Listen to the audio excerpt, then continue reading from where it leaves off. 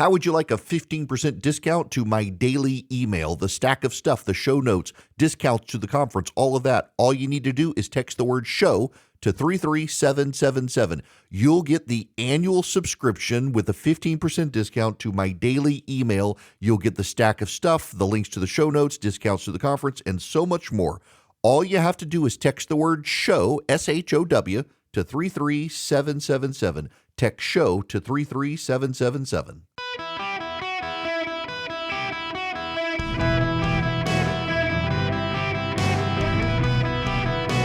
Welcome to the Eric Erickson Show podcast, Hour 3.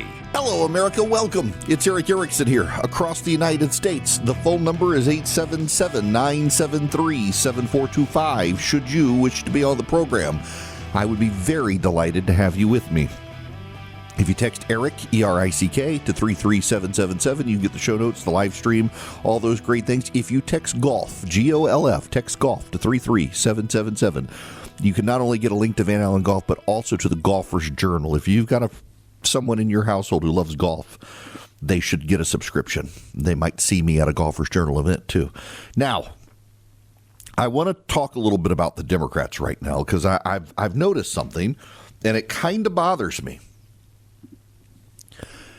The Democratic Party has lost any and all ability to try to nuance itself in the issues dealing with Donald Trump. They simply, with the exception of John Fetterman, they can't really bring themselves to say, hey, I dissent, but I'm kind of okay with what we're doing right now. They can't do that.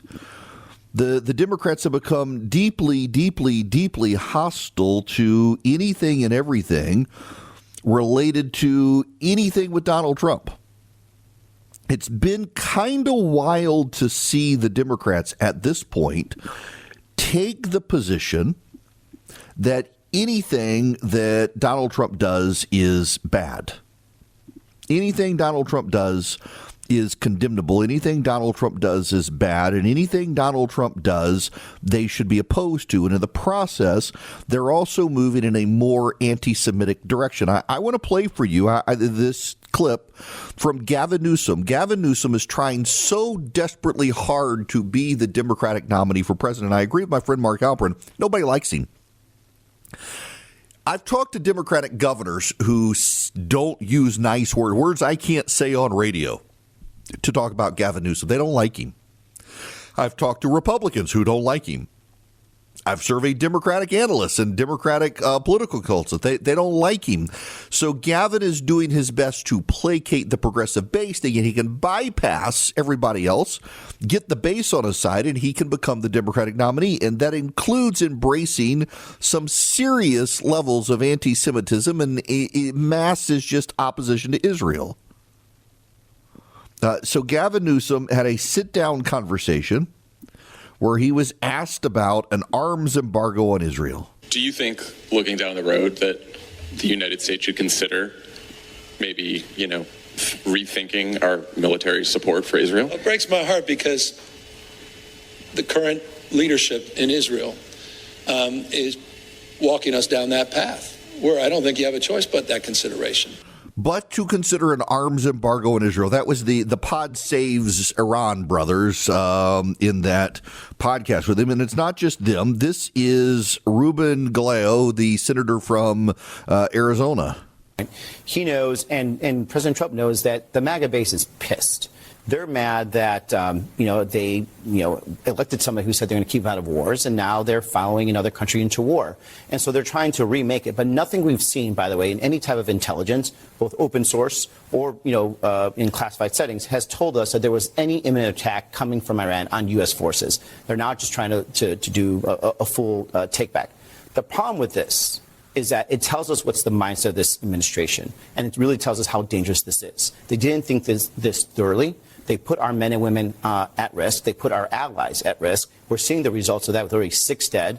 We have embassies that are being bombed right now. We have, a CIA station was just bombed because they did not follow through all the proper procedures you should do before you go to war. And instead of actually doing things the right way, doing things in the national interest of this country, we followed Israel to do this. And I think now we're all seeing the results of that. Got that? We followed Israel. They want to blame Israel. A lot of people want to blame Israel. Israel is the scapegoat for the woke left and the woke right. What I'm just I'm having a hard time wrapping my head around this. What if it works? What if it works? I don't know that any Democrat out there, and even some of the progressive right people who are opposed to it, have any idea of what if it works. We are 4 days into bombing Iran to the extent that we can fly B-52s unimpeded over their airspace. We've moved from cruise missiles and precision-guided munitions to gravity bombs, not because we're running out of the precision stuff, as some on the left claim, but because Iran no longer controls their airspace. They're not a threat to be able to shoot us down, so we can use the cheaper weapons now where a plane flies over, drops them off, because we have gutted their capacity to make war in air or at sea as we've wiped out their navy. What if what Donald Trump is doing works? What if by arming the Kurds and arming others in the civilian population of Iran who begin to take back their streets, because remember, the Israelis are now blowing up the police forces of Iran, what if it works? What if we're able to overthrow the regime? What if we're able to change the regime in such a way that it gives up its nuclear ambitions and makes peace with Israel and restores democracy? What if it works? What if it works such that we're not able to restore democracy, but we're able to put up some level of a regime that is no longer hostile to the United States or Israel and gives up its nuclear ambitions? What if it works? The Democratic position is nonstop in every case. This is a disaster. This is bad. Donald Trump is going to destroy everything. We're all going to lose. What if it actually works, people? What if it works? Has anybody considered the possibility that maybe, just maybe, we might actually, as a people, be doing something good to meaningfully improve the lives of people around the world who have otherwise been tortured, abused, and had to flee their home country, and we've been able to liberate a people and allow them to restore their country. Do not underestimate the diaspora of Iran. Like the diaspora of Cuba, these people have moved to the West. They've set up shop in the West. They've become experts at capitalism. They love the West and the United States, and we've now killed off the mullahs who have killed their families. What if it works? What if we have been able to make it safe for them to go back and take over their country? What if we've made it safe for Reza Pahlavi, the would-be Shah, to go in and help them set up democracy in the name of the Shah? What if it works?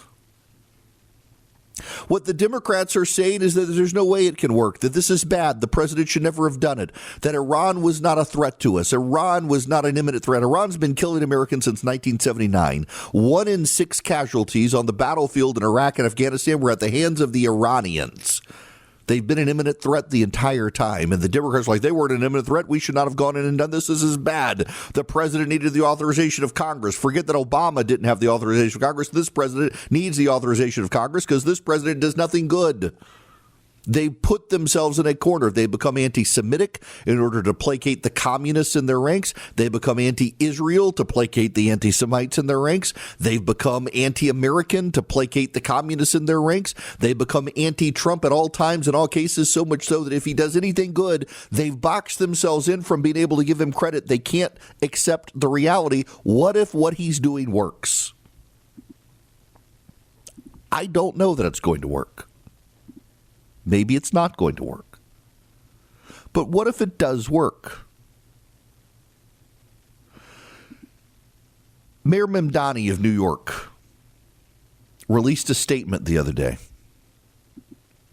offering Iranians safe haven in New York if they were scared of what Donald Trump was doing to their country.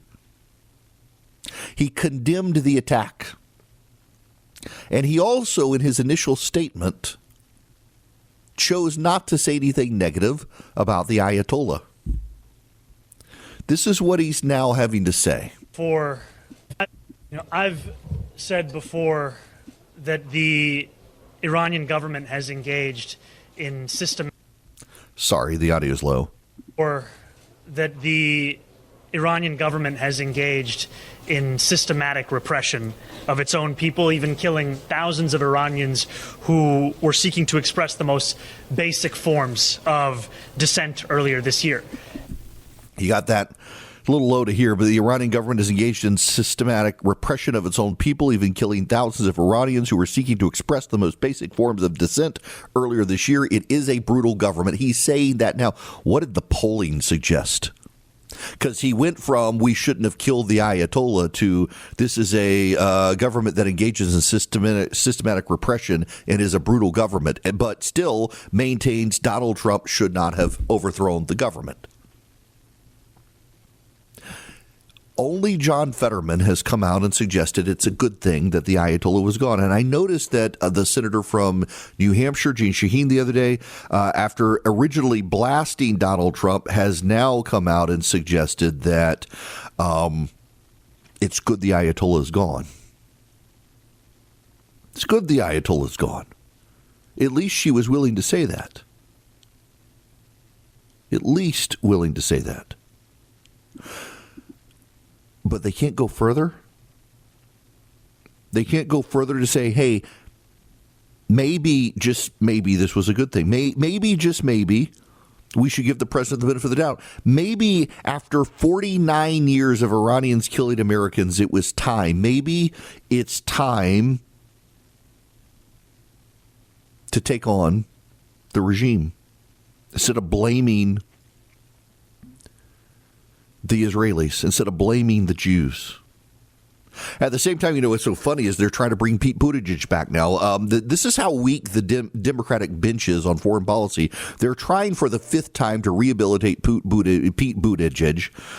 This is the Washington Free Beacon. The Atlantic is out with a profile of Pete Buttigieg, the Harvard graduate, former McKinsey consultant, former South Bend mayor, former Secretary of Transportation, noting that he has a beard, a splitting mall, and a house in Michigan. The magazine asks whether that's enough to convince Americans he's a man of the people.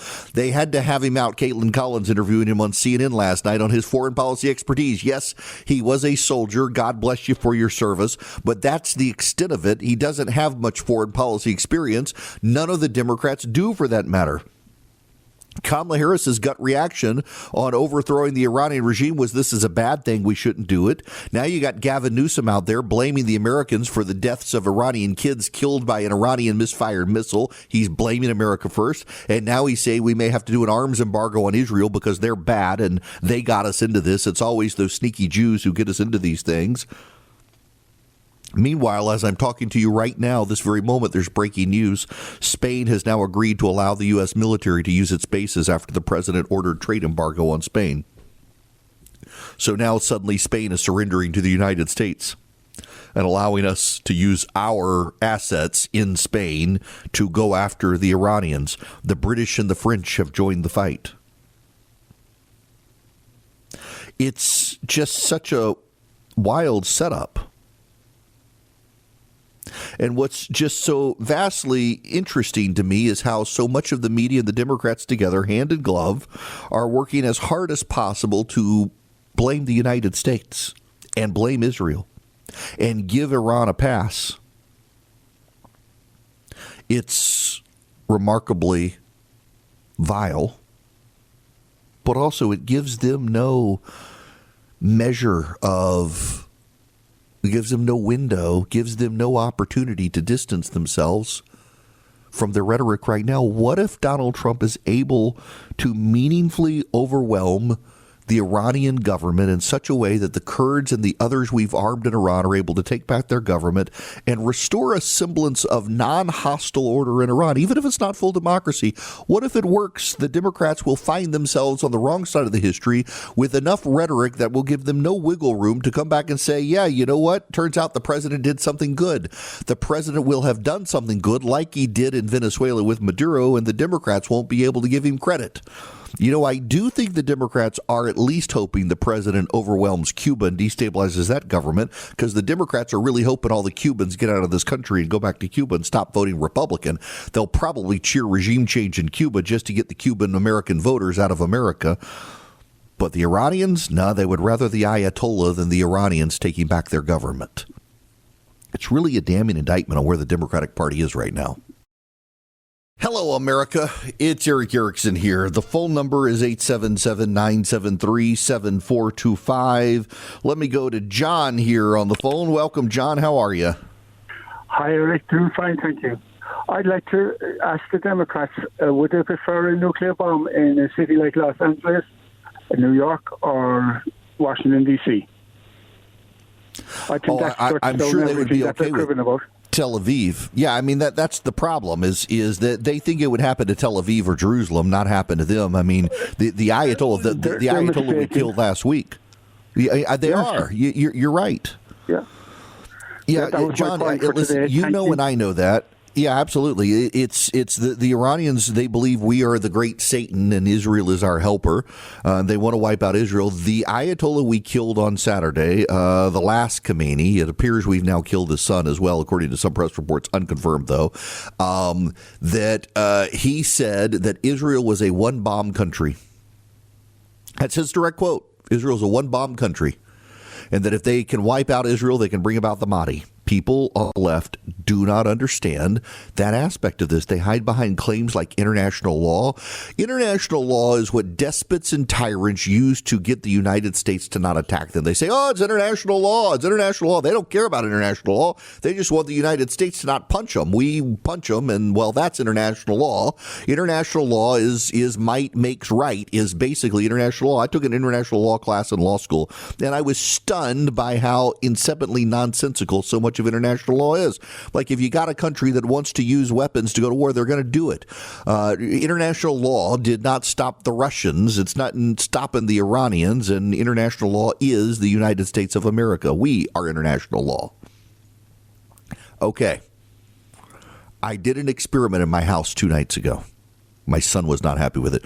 We got to get better water pressure in our house, but my son was in the shower upstairs in his bathroom, and I needed to take a shower before I went to bed, and I got in the shower, and guess what?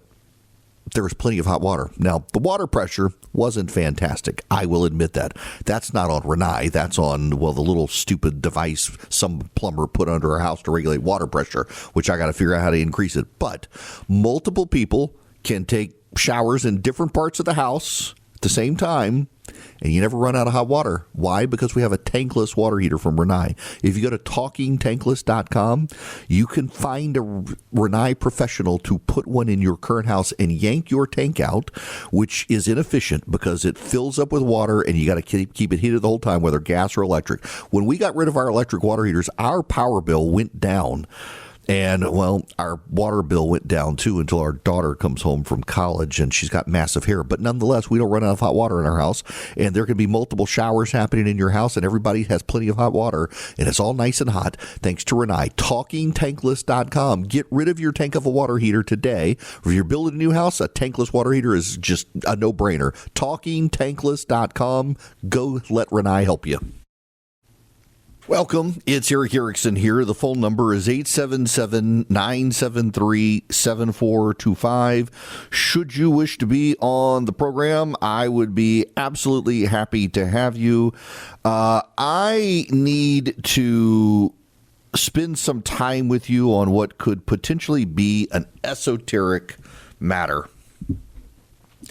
I want to do an explainer if I can on some issues here, because I'm noticing that people really don't get the conversation.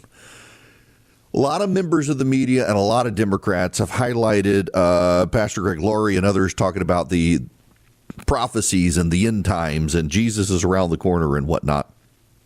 And they think that every American Christian has these beliefs. I am not an expert on dispensationalism. I am Presbyterian, Calvinist, Reformed, grew up in a Reformed Baptist church, now in a Presbyterian church. But a lot of you have asked these questions, and I've gotten the emails as well, and I've seen the media commentary on Lori and some of these others talking about the end times and Israel and wait, doesn't the church replace Israel? And everybody's confused, and the media simply doesn't understand it. The Democrats don't understand it. They just use stuff like that to paint every Christian in the country as completely insane. There are obviously branches of Christianity. There's the Catholic Church, there's the Orthodox Church, there are the Coptics, there are the Protestant denominations. The Protestant denominations come out of the Protestant Reformation, the protests, if you will, that were led by Martin Luther.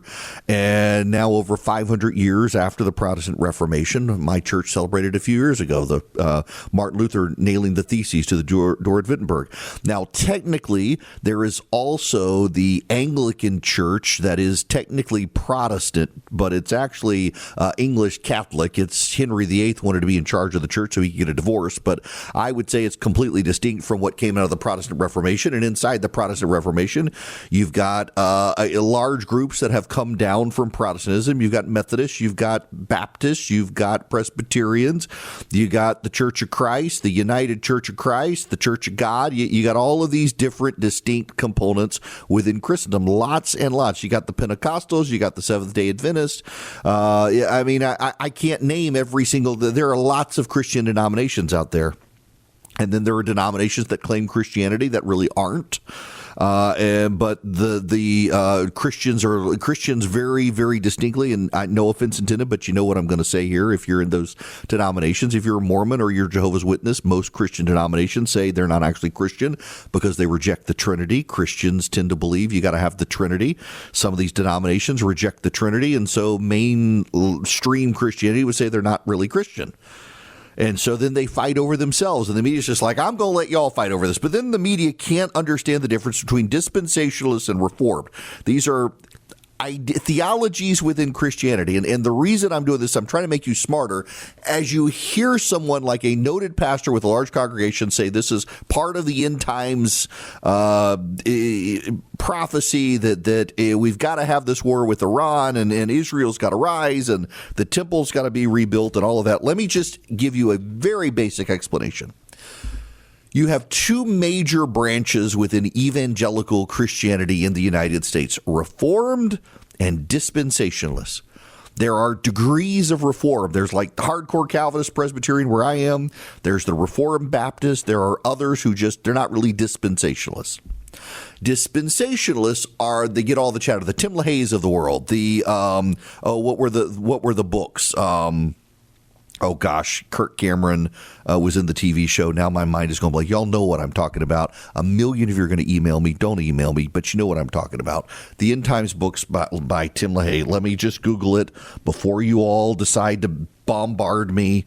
Tim LaHaye and the Left Behind series was dispensationalists. And essentially, dispensationalists believe there have been these dispensations over time from God. Humanity keeps screwing up. God gives another special dispensation. And that there is a distinction between the church is God's people in heaven and Israel are God's people on earth. And that the Bible makes distinctions between the two. And for Jesus to come back, there are certain things in prophecy that must be rebuilt, redone, including the establishment of Israel as a nation, which has happened, the rebuilding of the temple, which is not, and then there's got to be this war in the Middle East against the people who hate God, among other things.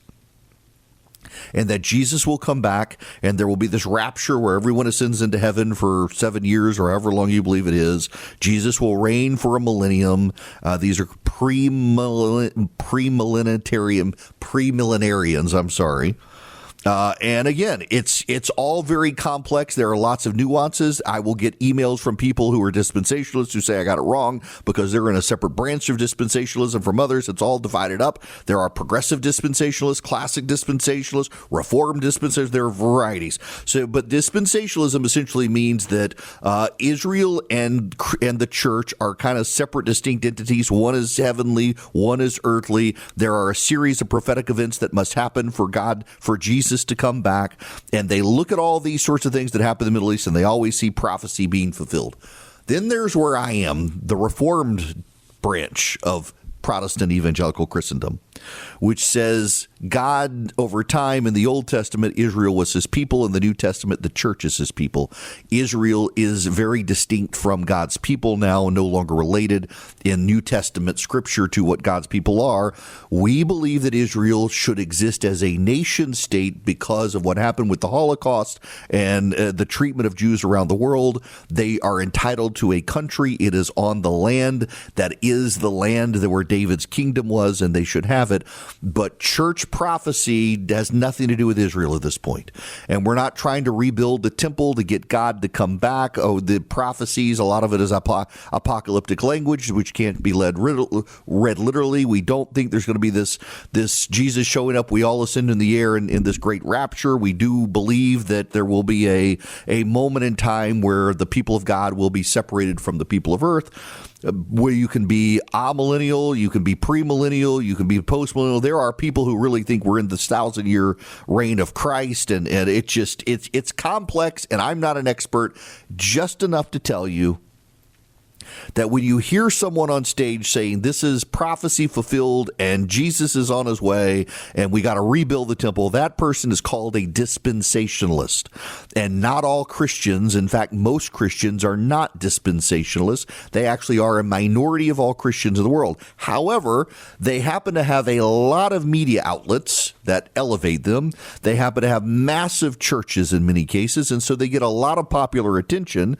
And you had Tim LaHaye made famous the Left Behind series, which had all the dispensational prognostications and the apocalyptic pre-tribulation rapture events and all of that stuff. And that is actually a minority of Christianity. Most Christians do not believe in these sorts of prophecies, but they get lots and lots of airtime by the left because to the left they sound kind of crazy. They don't sound crazy to me. They just sound like a different interpretation of the Bible I'm reading, but we all arrive at the same place. A second coming of Christ, we go to heaven, the heretics burn. Now, all of that being said, here's the thing that the left really doesn't understand. I have a Christian worldview. So people ask me all the time who are secularists, how can you worship a God who gave your wife cancer?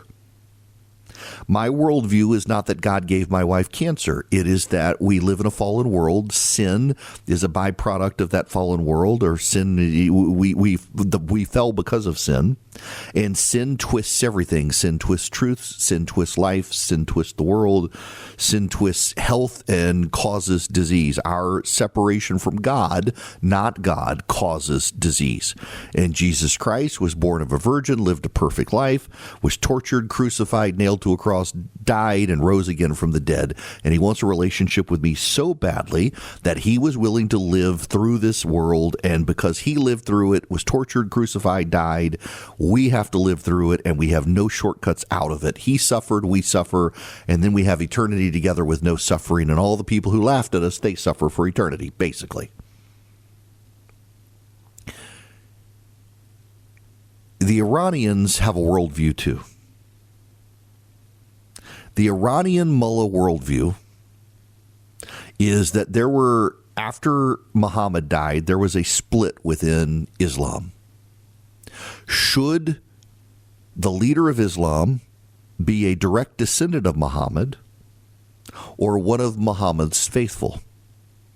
The Sunni believed it should be one of Muhammad's faithful.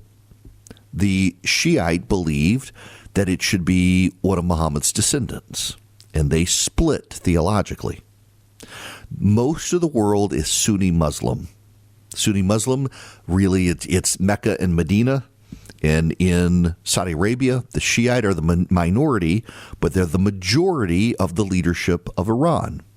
Now, this gets a little confusing here. The majority of the leadership of Iran is Shiite. Shiite Islam is the official religion of Iran. But the majority of Iranians are not Shiite Muslims. They are a variety of different denominations, but the majority of the government is, in fact, absolutely all of the government is Shiite Muslim in Iran, and they dominate. They are the distinct minority of Islam, however. And the Shiite Muslims and some Sunni Muslims, they believe in what's called the 12th Imam Islam, which means there are a series of imams who descended from Muhammad, and the 12th one, as a child, disappeared into a fold in space, much like Christ disappearing after the resurrection, and that he will come back and bring Jesus with him, and that there will be war against the infidel, and that ultimately Islam will prevail. And to bring about the apocalypse, one of the things that must happen is the destruction of Israel. The governing ideology of the leadership of Iran believes it is their God-given duty to destroy Israel in order to bring about the Mahdi, being that hidden imam. They believe it is their governmental duty to find a way to destroy Israel and kill the Jews, because as long as they exist, the Mahdi cannot come. You can listen to this and you can say it's absurd as the Christians thinking that we got to rebuild the temple and have a red heifer and all this stuff to bring about the second coming of Jesus. The Reformed faith of Christianity and the Catholics, they don't really care. Like, God's sovereign. He's got this. He's going to come back. We don't know when. It's going to happen. We can't stop it. We're not going to be the ones to be catalysts for it. We can't speed it up. We can't slow it down. It's going to happen. Let God do it. Dispensationalists take the idea of there are certain prophecies that must be fulfilled. We need to fulfill the prophecies, and so we need to go rebuild the temple in Israel. Israel's been established. We need to do these things. Reformed, Catholic, Orthodox are like, it's all going to happen on God's timetable. Go seek the welfare of the community in which you live. Now, again, I'm painting with broad brushes, so don't at me, don't hate me. My point on all of this is, for some of you, this is all kind of over your head, and you're like, what the hell is he talking about? For secularists, particularly in the Democratic Party, they think this is all a bunch of nonsense. The thing that I'm trying to emphasize to you is that you may think it's all nonsense. Christians think it's very real. The Iranians believe it is their duty. They are put there by God to destroy Israel, to bring about the apocalypse. That is why the Ayatollah Khamenei wants nuclear weapons. It is why the Ayatollah Khamenei's son wants nuclear weapons. Many countries on this planet acquire nuclear weapons on the belief that if I have nuclear weapons, it's the ultimate deterrent. No one can attack me. Iran is singularly the only country on the planet that wants nuclear weapons in order to actually use them. India does not want to use its nukes. Pakistan does not want to use its nukes. China does not want to use its nukes. Russia does not want to use its nukes. Israel doesn't want to use its nukes. France doesn't want to use its nuclear weapons. The British don't want to use their nuclear weapons. We don't want to use our nuclear weapons. Iran wants a nuclear weapon, not so it cannot be deterred, but so it can blow up Israel to bring about the coming of the Mahdi and the apocalypse. It is a theological regime that has this theological belief. And you can say it's nuts, and I'd agree with you. But it's their worldview. My worldview is there's a heaven and a hell and an Adam and an Eve, and we fell in the garden and we were exiled, and Jesus Christ came, and if you put your faith in Christ, you can have a relationship with God, and he will come back, and when you die, you're going to go to heaven, and you're going to have eternity with Jesus Christ. That is the gospel is the good news of Jesus. There is nothing I can do to earn my way to heaven, but I can say, Jesus, I want a relationship with you, and he'll say, my guy, and fill me with the Holy Spirit, and I will, over time, through a process of sanctification, conform myself to be more Christ-like, and when I die, as long as I'm believing in Jesus, I'll go to heaven. That's my worldview. The Ayatollah's worldview is that in order to go to heaven, I must kill the Jews. And to wipe out the Jews is to bring about the Mahdi, and the apocalypse, which wins the fight for Islam, and that's what I'm here to do on the planet. That's the Ayatollah's worldview. You can think my worldview is crazy. Okay. We should all recognize his worldview is crazy. But you should also recognize it is his worldview. It is the reason he exists. And it is why we should stop them from getting nuclear weapons at all costs, because they're the only country on the planet that wants nuclear weapons in order to use them. And I don't think Obama or Biden or the secularists, they think of this stuff and they dismiss us. And he can't possibly believe that. He's a rational actor. Yes, he's a very rational actor in the worldview of someone who wants to bring about the apocalypse, which is why they're pursuing nuclear weapons. Those of you listening on WOKV, just a heads up, I'm going to be with you next Friday and Monday. I'm coming down to the Players Championship. Got invited to come down for that. So I'll be at TPC Sawgrass in Point Vedra next weekend with some friends of mine. Probably see a lot of you around down there. I've never been, well, I've been to the Masters, but the Masters is not a golf tournament. The Masters is the Masters. I haven't gotten invited to the Masters this year, but I am going, hint, hint, but I am going to go to the Players and see that, which should be a great one. It probably should be a major as well. So let me work full circle back to the James Tallarico issue here, because Tallarico is what white progressives think Christianity should be. The problem is that Tallarico is not what Christians think Christians should be, and even moderate Christians, not evangelicals like me, but moderate Christians, kind of abhor the things that he says, and a lot of Hispanic and black voters are completely alienated from it. The Democrats have walked into a trap nominating this guy. It's going to play out over time.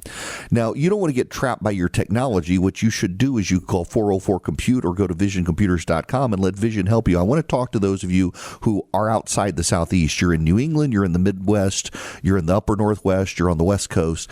Vision Computer still works with people in all 50 states. Even those of you up in Alaska right now listening, they will work with you to build computers for you. And if you don't need a computer, but you need IT support and you can't afford an in-house guy, Vision can be your managed IT department, where your employees all get a special number. They can call them and get a human being on the phone in 15 seconds or less to talk to you about your computer. If you've lost a file, if you don't know where you put something, if something doesn't seem to be working right, if you need email support, if you need printer support, if your servers aren't acting right, if you're not getting into the internet, they can even remote in many cases. They'll save you money. You can't afford the in-house guy. You can afford Vision Computers, and you talk to humans, not AI chatbots. Call them at 404-COMPUTE. They can do this for you individually as well. If you've got a computer, you need help, $199 a year per computer. VisionComputers.com or 404-COMPUTE. Tell them Eric sent you.